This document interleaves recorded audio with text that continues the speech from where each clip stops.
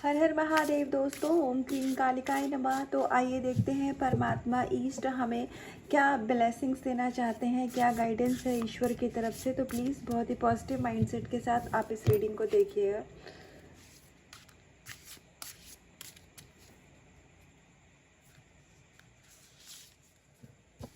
Conscious entity, यहाँ पर ईश्वर आपको ये बताना चाहते हैं कि आप जिन शक्ति के साथ जुड़े हुए हैं, आप इस समय पर जो हमारी एक परम ऊर्जा होती है, उस शक्ति के साथ आपका कनेक्शन बढ़ रहा है। आपकी यहाँ जो भक्ति है ईश्वर के प्रति, आपकी जो स्नेह है, जो आस्था है, वो बढ़ रही है। लेकिन यहाँ पर हो सकता है कि अभी आपके जीवन में कुछ ऐसी चीज़ें चल रही हों जो कि आपके फेवर में ना हो, या फिर आपको लाइफ थोड़ी चैलेंजिंग लग रही होगी। तो ये अभी के टाइम में आपके लिए एक टेस्ट है, एक डिवाइन टेस्ट ले रहे हैं आपका।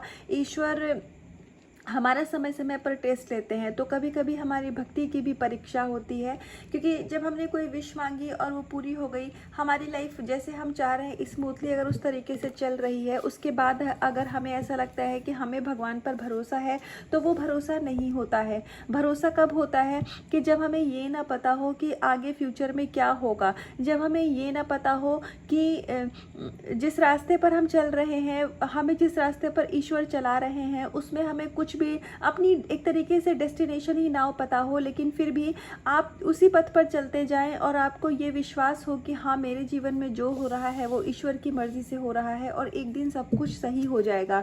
ये होता है विश्वास। तो यहाँ पर ईश्वर आपके जो विश्वास है, आपका जो पेशेंस है, उसकी यहाँ पर ईश्वर परीक्षा ले रहे हैं। तो थोड़ा धैर्य के साथ आपको इस समय काम करने की ज़रूरत है अपने ऊपर। बाकी परमात्मा की ऊर्जा आपके साथ है। ईश्वर हर क्षण आपको देख रहे हैं। ईश्वर ने कभी भी आपको अकेला नहीं छोड़ा है। यदि आपको इस समय पर ऐसा लग रहा है कि आपके लिए कुछ भी काम नहीं कर रहा है, ये स्पेशली तब होता है जब हम अपनी जो हमारी स्पिरिचुअल अवेकनिंग होती है, उसकी हम बहुत शुरुआती दौर से गुजर रहे होते हैं। तब हमें ऐसा लगता है कि हमारी कोई भी प्रार्थना नहीं स्वीकार करी जा रही है, कोई भी हमें सुन नहीं रहा है, कोई भी हमें देख नहीं रहा है। उस समय पर ये स्पेशली ऐसा लगता है।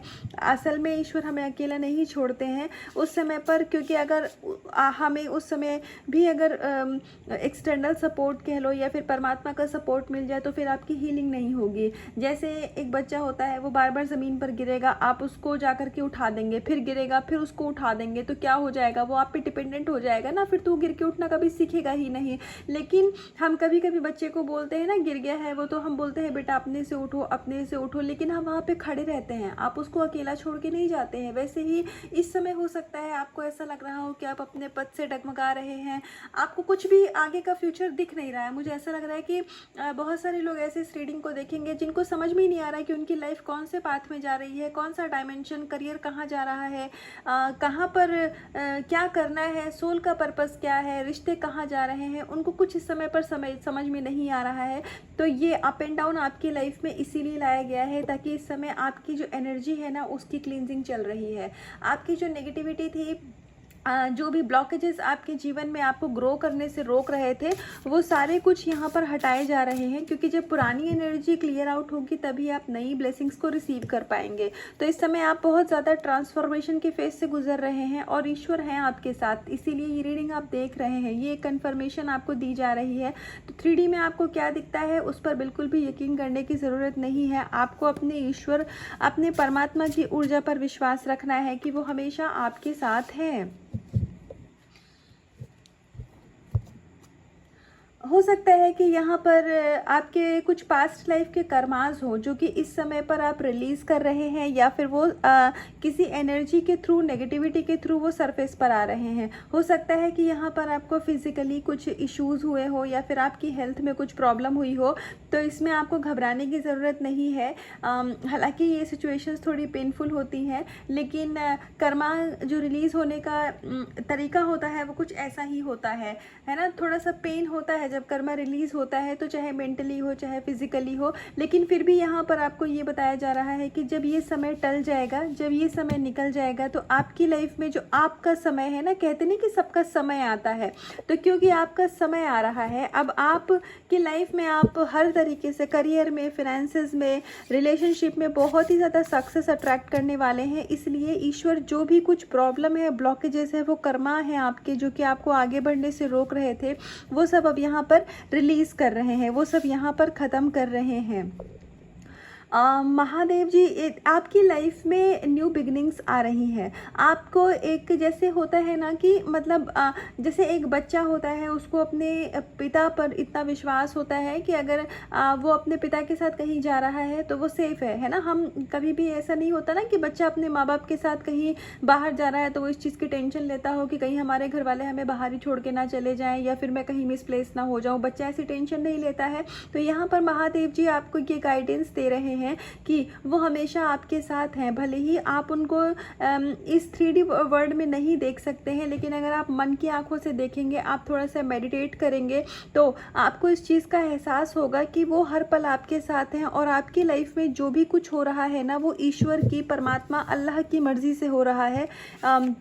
तो या आप उनकी जिन भी ऊर्जा में विश्वास करते हैं, ये उनकी मर्ज़ी से हो रहा है। तो अभी आपको प्रेजेंट सिचुएशन में थोड़ा सा सरेंडर करने की और थोड़ा धैर्य रखने की ज़रूरत है। हो सके तो नाम जप करिए, आप चैंटिंग करिए, या आप किसी और रिलीजन से भी हैं या कम्युनिटी से हैं तो कुछ ना कुछ आपके यहाँ पर ऐसे ग्रंथ पढ़े जाते होंगे।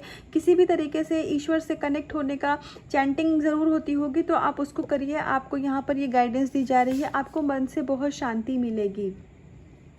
आपका जो विज़डम है ना, यहाँ पर वो बढ़ाया जा रहा है। इस समय पर आपको भले ही थर्ड डायमेंशन में चीज़ें बदलती हुई नहीं दिख रही हैं, लेकिन आपकी लाइफ में जो चेंज है ना, वो बहुत मेजर हो रहा है। एनर्जी लेवल पर आपकी लाइफ में बहुत बड़े बड़े शिफ्ट हो रहे हैं। अभी वो चीज़ें भले ही आप फील ना कर पा रहे हो, लेकिन आने वाले समय में आप मेरे शब्दों को याद करेंगे। आने वाले समय में आप इस समय को धन्यवाद करेंगे।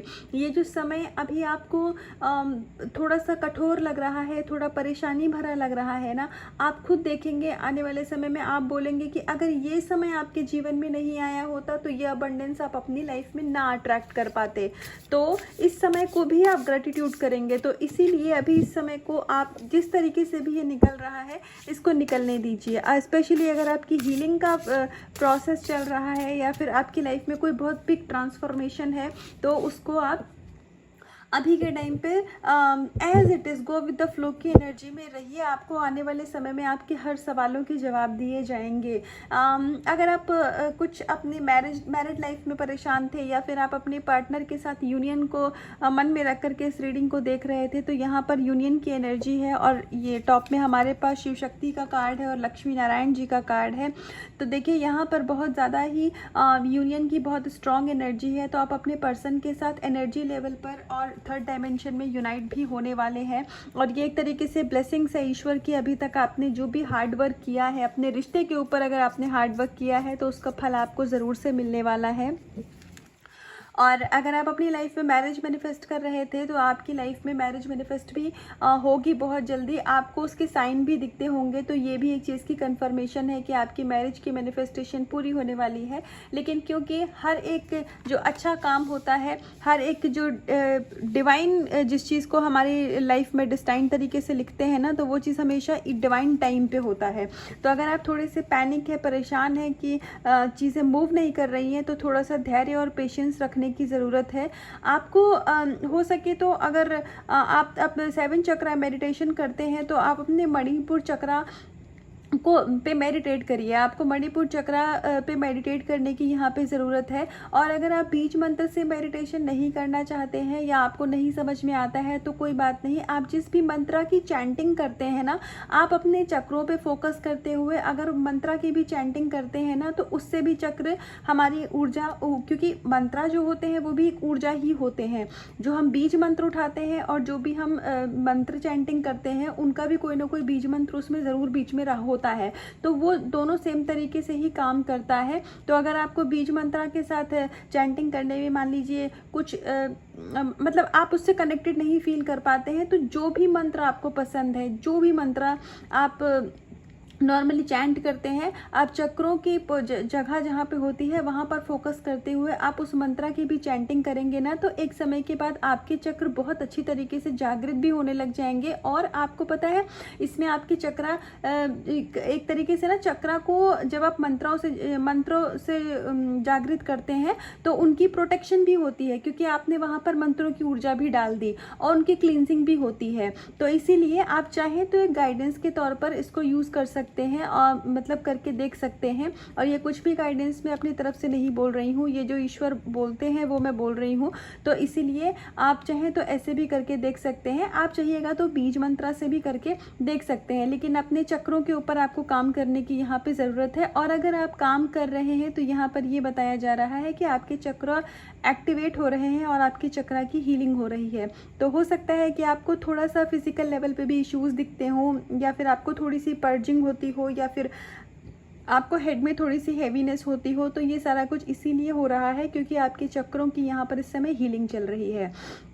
तो ये थी अभी तक की गाइडेंस, ये भी थी अभी तक की ब्लेसिंग्स परमात्मा की तरफ से। तो अगर इसका कुछ भी पार्ट आपसे रेजोनेट हुआ हो तो कमेंट सेक्शन में आकर के मुझे ज़रूर से बताइएगा। अगर आप इस रीडिंग को क्लेम करना चाहें तो वीडियो को लाइक करिएगा, खुद से करिएगा बहुत सारा प्यार, अपना बहुत सारा ध्यान रखिएगा। हर हर महादेव।